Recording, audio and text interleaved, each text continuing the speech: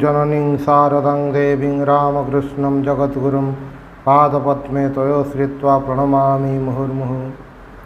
श्रीमा शारदा देवी स्मृति कथा पृष्ठा 421 श्री जितेन्द्र मोहन चौधरी द्वारा।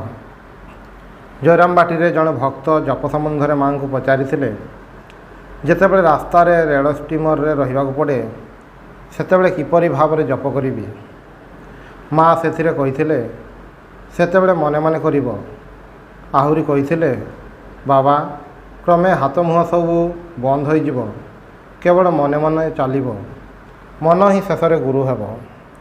दिने कथा प्रसंग में मठर महाराज मान सम्बन्ध में माँ कही जीवंक मुक्तिर चाबी एमानंक हाथ में अच्छी। काशीरे थरे श्री श्री माँ जन्मदिन में स्वामी केशवानंद माता तांकर कई आत्मीयंकर वियोग कथा स्मरण कर कांदुथिले। से माँ कहले छी आज कौन कांदती आज जे आनंदर दिन। कोआलपड़ारे रथयात्रा दिन आमर जड़े गुरुभ्राता माँ को कहले माँ मन अति चंचल कौन सी स्थिर होना। यार उत्तर में माँ कही जेमिति झड़ उठी मेघ उड़ाई निए सेमिति तांको नाम विषय मेघ कटिज। मु माँ को सेदिन मनर दुर्बलता संबंध में निवेदन करिबारु माँ उत्तर में कहले काम कौन पूरापूरी जाए देह थिले ही किछि ना किछि रहे। तेबे कौन जान साप मुंडरे मंत्र धूली पड़े जेपरी बस हुए से सेपरी हो। माँ थरे कही भय कौन सर्वदा जानिब तुम मानक पछरे जड़े अछंती। आहुरी कही जेते दिन यही देह अच्छी आनंद करी चली जाओ। दिने कथा प्रसंग में माँ कहले घास और बाउंश छड़ा समस्त को ही एठाकू आसवाक हेब। यार अर्थ मु ए प्रकार बुझी जे जो मानक ठारे किछि मात्र सार पदार्थ नहीं से माने ही केवल एथर बाद पड़े नतुबा अन्य समस्ते ही श्री श्री ठाकुर भाव ग्रहण करेंगे। स्वामी केशवानंद और विद्यानंद निकट में माँ यहीपरि कही जड़े स्त्री भक्त माँ को पचारि माँ अनेके तो शिव पूजा करती आमे मध्य शिव पूजा करूँ कि नहीं। ताहार उत्तर में माँ कही मुझे मंत्र देती से ही सबू दुर्गा पूजा काली पूजा सबू से मंत्र हेब। तेबे कहारी इच्छा हेले शिखी नहीं करें तुम मानकर से सबू दरकार नहीं।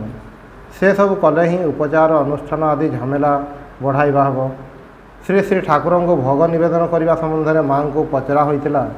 माँ पूजा पद्धति मत अनुजाई निवेदन करने मंत्र किछि भी जाने नहीं। से माँ कहले पूजा पद्धति जानिबा एते दरकार नहीं इष्ट मंत्र ही सबू काम हुए। श्री नलिन बिहारी सरकार द्वारा स्मृति कथा ध्यान जप कथा उठियारु माँ कहले ध्यान जप पाई गोटे नियमित समय रखा खूब दरकार। कारण केतेबेले जे क्षण आसीबो कही हेब नहीं। शुभ क्षण हठात आसी उपस्थित हुए जानी हुए नहीं। तेणु जेते गड़माल हो नियम रक्षा करने अत्यंत दरकार। मु कहली काम दामर झमेला बा देहर भलमंद प्रवृत्ति अच्छी से सबु समय नियम रखा संभव हुए ना। माँ कहले बेमार पड़े तो आउ कौन उपाय नहीं पुणी निहाती जदि काम जंजाल थाए तेबे स्मरण प्रणाम कले भी हेब। मु पचारिली केउं समय जप ध्यान करिबा। माँ कहले संधि क्षण ही तांकु डाकिबा उत्कृष्ट। राति सरुछि दिन आसुछि दिन जाउछि राति आसुछि यह है संधि। यही समय मन पवित्र थाए। मनर दुर्बलता संबंध में पचारिबारु माँ कही बाबा ताहा प्रकृतिर नियम जेमिति अमावास्या पूर्णिमा अच्छी ना सेमिति मन मध्य केतेबेले भल केतेबेले मंद हुए। माँ जेतेबेले जयरामबाटी बागबजार जाउथिले सेतेबेले मते मझिरे मझिरे जयरामबाटी जाई सेठार संवाद आदि बुझिबाकू कहूथिले। मु तांकर एही आदेश यथासाध्य पालन करने को चेष्टा करुଥିଲି। किंतु माँ जयरामबाटी नथिबारु सेठाकू जिबारे सेते आनंद हेउनथिला। ए कथा माँ को चिठी द्वारा जणाइथिली। से जयरामबाटी प्रत्यावर्तन करी कथा छल मते कहले आहे न रानी अर्थात पाचिका कौन कहूँ शुण। माँ एथर कलिकता जावा समय पाचिका को विदाय नकरी बड़ माई को साहाय्य करने रखी आसते। खरादिन होता है। पाचिका माँकर पुरातन घरर कबाट सामना बारंडारे ମଶାରୀ ବାନ୍ଧି ଶୋଇଥିଲା। ସ୍ୱପ୍ନରେ ଦେଖିଲା ମା ଗୋଟାଏ ହାତରେ ଫୁଲ ଚାଙ୍ଗୁଡ଼ି ଓ ଅନ୍ୟ ହାତରେ ପାଣି ଲୋଟା ଧରି ଯେପରି ସ୍ନାନ କରି ଆସୁଛନ୍ତି। ଆସି କହୁଛନ୍ତି, ଉଠ ଉଠ ଏଠାରୁ। ଏହା କହି ଦ୍ୱାର ମୁହଁରେ ଶୋଇଥିବାରୁ ତାକୁ ତିରସ୍କାର କରୁଛନ୍ତି। ପାଚିକାର ଏହି ବର୍ଣ୍ଣନା ସରିବାରୁ ମା ହସି କହିଲେ, ଶୁଣ ହେ, କିଏ ଜାଣେ ବାବା କ'ଣ କହୁଛି। ଦିନେ କଥା ପ୍ରସଙ୍ଗରେ ମୁଁ କହିଥିଲି, ମା, ସଂସାରରେ ରହି କୌଣସି କାମ ହୁଏ ନାହିଁ। ଏହାର ଉତ୍ତରରେ ସେ କହିଲେ, ହଁ ବାବା, ସଂସାର ମହାପଙ୍କୀଡ଼, କାଦୁଅରେ ପଡ଼ିଲେ ଉଠିବା ମୁସ୍କିଲ। ବ୍ରହ୍ମା ବିଷ୍ଣୁ ଛଟପଟ ହୁଅନ୍ତି, ମନୁଷ୍ୟ କି ଛାର। ତାଙ୍କର ନାମ କରିବ, ନାମ କରୁ କରୁ ସେ ହିଁ ଦିନେ ବନ୍ଧନ କାଟିଦେବେ। ସେ ନ କାଟିଲେ କ'ଣ ଉଦ୍ଧାର ହୋଇପାରିବ ବାବା? ତାଙ୍କଠାରେ ଖୁବ୍ ବିଶ୍ୱାସ ରଖିବ। ସଂସାରରେ ଯେମିତି ବାପ ମା ପିଲାଙ୍କର ଆଶ୍ରୟସ୍ଥଳ, ସେମିତି ଠାକୁରଙ୍କୁ ଜ୍ଞାନ କରିବ। ଦିନେ ଈଶ୍ୱର ବିଶ୍ୱାସ ସମ୍ବନ୍ଧରେ କଥା ଉଠିବାରୁ ମା କହିଥିଲେ, ବାବା, ଖାଲି ପଢ଼ିଲେ କ'ଣ ବିଶ୍ୱାସ ହୁଏ? ବେଶୀ ପଢ଼ିଲେ ଗଳମାଳିଆ ହୋଇଯାଏ। ଠାକୁରେ କହୁଥିଲେ, ଜଗତ ମିଥ୍ୟା, ସେ ସତ୍ୟ ଅର୍ଥାତ୍ ଈଶ୍ୱର ସତ୍ୟ। ଶାସ୍ତ୍ର ପାଠ କରି ଏତିକି ଜାଣି ନେବାକୁ ପଡ଼େ। ଏହି ଯେପରି ତୁମକୁ ଚିଠି ଲେଖିଲି, ଏହିସବୁ ଜିନିଷ ଗୁଡ଼ିକ ନେଇ ତୁମେ ଆସିବ। କିନ୍ତୁ ଚିଠିର ଦରକାର କେତେ ପର୍ଯ୍ୟନ୍ତ? ଯେ ପର୍ଯ୍ୟନ୍ତ ସେଥିରେ କ'ଣ ଅଛି ତୁମେ ଜାଣିନାହଁ। ଯେ କ୍ଷଣି ତାହା ଜଣା ହୋଇଗଲା, ଆଉ ଚିଠିର ଦରକାର କ'ଣ?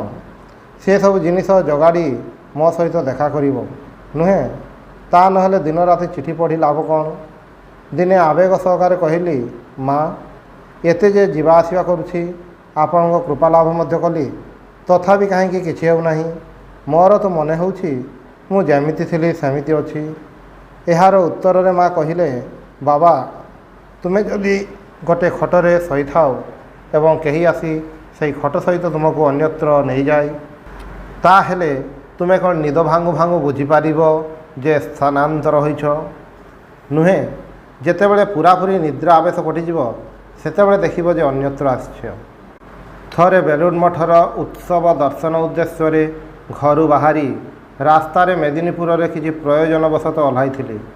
ସେଥିପାଇଁ ସେଦିନ ରାତି ଗାଡ଼ି ନ ମିଳିବାରୁ ତା ପରଦିନ ଯିବାକୁ ପଡ଼ିଲା।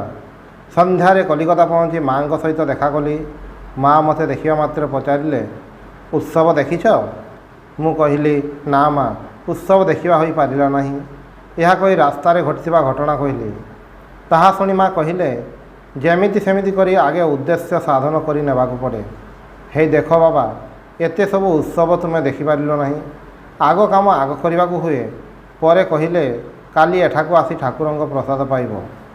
ଆହାର ସମ୍ବନ୍ଧରେ ମା କହୁଥିଲେ, ଯେତେବେଳେ ଯାହା କିଛି ଆହାର କରିବ, ତାହା ଭଗବାନଙ୍କୁ ନିବେଦନ କରି ପ୍ରସାଦ ସ୍ୱରୂପ ଗ୍ରହଣ କରିବ। ତାହେଲେ ରକ୍ତ ଶୁଦ୍ଧ ହେବ। ରକ୍ତ ଶୁଦ୍ଧ ହେଲେ ମନ ମଧ୍ୟ ଶୁଦ୍ଧ ହେବ। ଦିନେ କିଛି କାରଣରୁ ମା ତାଙ୍କର ଭାଇମାନଙ୍କ ଉପରେ ବିରକ୍ତ ହୋଇଥିଲେ। ମୁଁ ସେହି ସମୟରେ ଯାଇ ପହଞ୍ଚିବାରୁ ଆମକୁ ସେ ସମ୍ବନ୍ଧରେ ଗୋଟେ ଦୁଇଟା ଘଟଣା କହିଲେ, ବାବା, ସେମାନେ କେବଳ ଟଙ୍କା ଟଙ୍କା କରି ହିଁ ଗଲେ। କେବଳ ଧନ ଦିଅ, ଧନ ଦିଅ। ଭୁଲରେ ମଧ୍ୟ କଦାପି ଜ୍ଞାନ ଭକ୍ତି ମାଗିଲେ ନାହିଁ। ହେଉ, ଯାହା ମାଗୁଛୁ ତାହା ହିଁ ନିଅ।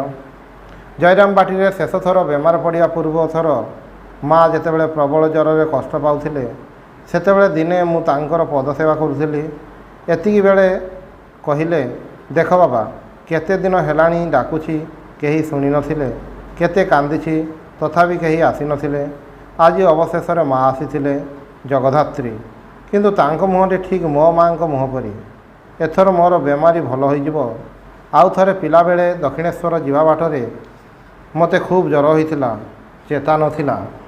ଏମିତି ଅବସ୍ଥାରେ ଦେଖିଲି ଯେ ଜଣେ ଖୁବ୍ କଳା ହୋଇ ଝିଅ ଗୋଡ଼ ଭର୍ତ୍ତି ଧୂଳି ସହିତ ମୋ ବିଛଣା କଡ଼ରେ ବସି ମୋ ମଥାରେ ଆଉଁସି ଦେଉଛି। ଗୋଡ଼ରେ ଧୂଳି ଦେଖି କହିଲି, ମା, କେହି କ'ଣ ଗୋଡ଼ ଧୋଇବାକୁ ପାଣି ଦେଇନାହାନ୍ତି? ସେ କହିଲା, ନା ମା, ମୁଁ ଏଇନେ ଚାଲିଯିବି। ତୁମକୁ ଦେଖିବାକୁ ଆସିଛି, ଭୟ କ'ଣ, ଭଲ ହୋଇଯିବ। ତା ପରଦିନୁ ମୁଁ କ୍ରମେ ଭଲ ହୋଇଉଠିଲି। ଏଥର ବାବା ବହୁତ କଷ୍ଟ ଦେଇଛନ୍ତି। କେତେ ଡାକିବା ପରେ ତେବେ ଆଜି ଦେଖା ପାଇଛି। ଏଥର ମଧ୍ୟ ମୁଁ ଭଲ ହୋଇଯିବି। ଭୟ କ'ଣ ବାବା? ତାଙ୍କୁ ଖୁବ୍ ଡାକିଲେ ସବୁ ବିଷୟରେ ସେ ଆସି ରକ୍ଷା କରିବେ। ଡକ୍ଟର ଉମେଶ ଚନ୍ଦ୍ର ଦତ୍ତଙ୍କ ଦ୍ୱାରା ସ୍ମୃତି କଥା। ଜୟରାମବାଟିରେ ମା ଦିନେ କହିଲେ, ଦେଖ ବାବା, ପିଲାବେଳୁ ଦେଖୁଥିଲି ମୋରି ପରି ଗୋଟିଏ ଝିଅ ସର୍ବଦା ମୋ ସଙ୍ଗେ ସଙ୍ଗେ ରହି ମୋତେ ସବୁ କାମରେ ସହାୟତା କରୁଥିଲା। ମୋ ସହିତ ଆନନ୍ଦ ଆହ୍ଲାଦ କରୁଥିଲା। 10-11 ବର୍ଷ ବୟସ ପର୍ଯ୍ୟନ୍ତ ଏମିତି ଦେଖୁଥିଲି। ଦିନେ ମା କହିଲେ, ଠାକୁରେ ଚାଲିଯିବାର କିଛି କାଳ ପରଠାରୁ ପ୍ରାୟ ହିଁ ଦେଖୁଥିଲି ଦାଢ଼ିବାଲା ଜଣେ ସନ୍ନ୍ୟାସୀ ମୋତେ ପଞ୍ଚତପା କରିବା ପାଇଁ କହୁଥିଲେ। ପ୍ରଥମେ ମୁଁ ସେତେ ମନ ଦେଲି ନାହିଁ। ପଞ୍ଚତପା କ'ଣ ତାହା ମଧ୍ୟ ସେତେଟା ଜାଣିନଥିଲି। ସେ କ୍ରମେ ଜୋରଜାର କରିବାକୁ ଲାଗିଲେ। ତାପରେ ଜଗିନକୁ ପଞ୍ଚତପା କଥା ପଚାରିବାରୁ ଜଗିନ କହିଲେ, ଠିକ୍ ଅଛି ମା, ମୁଁ ବି କରିବି। ଏହାପରେ ପଞ୍ଚତପାର ଯୋଗାଡ଼ କରାହେଲା। ସେତେବେଳେ ବେଲୁଡ଼ରେ ନୀଳାମ୍ବର ବାବୁଙ୍କ ଘରେ ଆମେ ରହୁଥିଲୁ। ଚାରିପଟେ ଗୋବର ଘଷିରେ ନିଆଁ ଜଳା ହେଲା। ଉପରେ ସୂର୍ଯ୍ୟଙ୍କର ପ୍ରଖର ତେଜ। ପ୍ରାତଃକାଳରେ ସ୍ନାନ କରି ପାଖକୁ ଯାଇ ଦେଖିଲି ହୁ ହୁ ନିଆଁ ଜଳୁଛି। ମନରେ ପ୍ରବଳ ଭୟ ହେଲା। କେମିତି ତା ଭିତରେ ପଶିବି ଓ ସୂର୍ଯ୍ୟାସ୍ତ ପର୍ଯ୍ୟନ୍ତ ସେଠାରେ ବସି ରହିବି।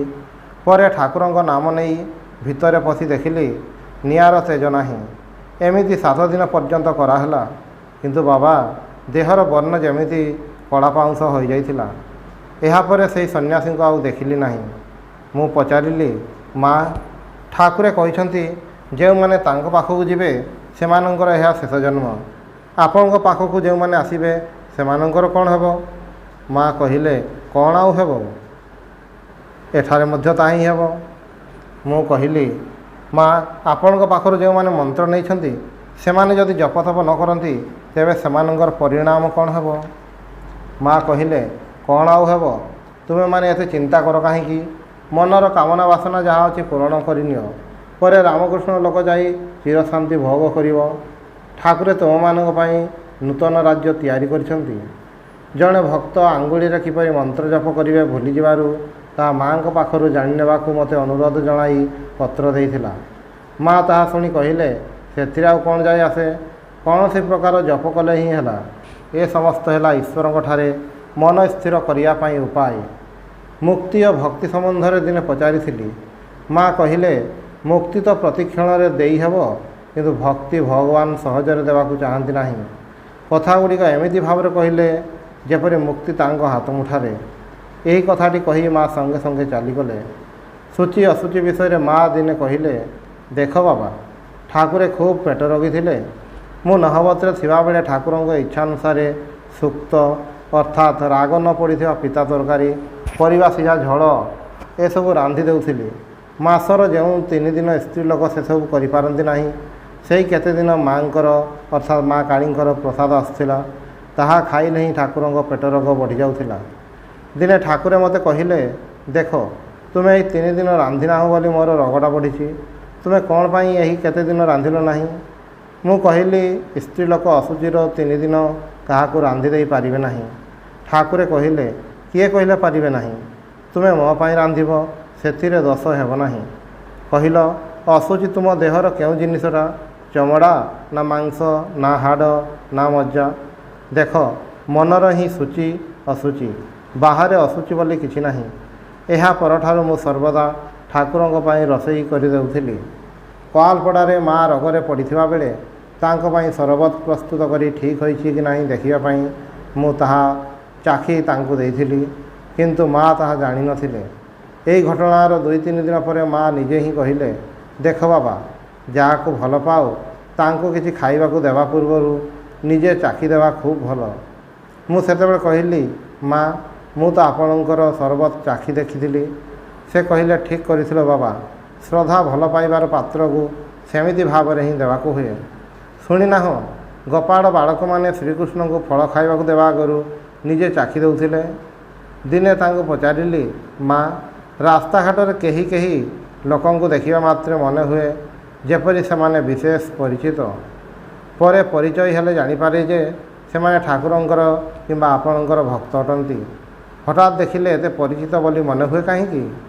ମା କହିଲେ, ଠାକୁରେ କହୁଥିଲେ, କଲମୀ ଦଳ ସବୁ ଗୋଟିଏ ଧରି ଟାଣିଲେ ହିଁ ସବୁଗୁଡ଼ିକ ହଲଚଲ ହୁଏ, ସବୁ ଗୋଟିଏ ଗଛର ଶାଖା ପ୍ରଶାଖା।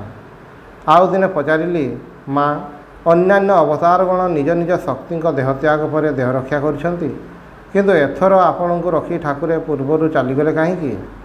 ମା କହିଲେ, ବାବା, ଜାଣିଛ ତ, ଠାକୁରଙ୍କର ଜଗତର ପ୍ରତ୍ୟେକଙ୍କ ଉପରେ ମାତୃଭାବ ଥିଲା।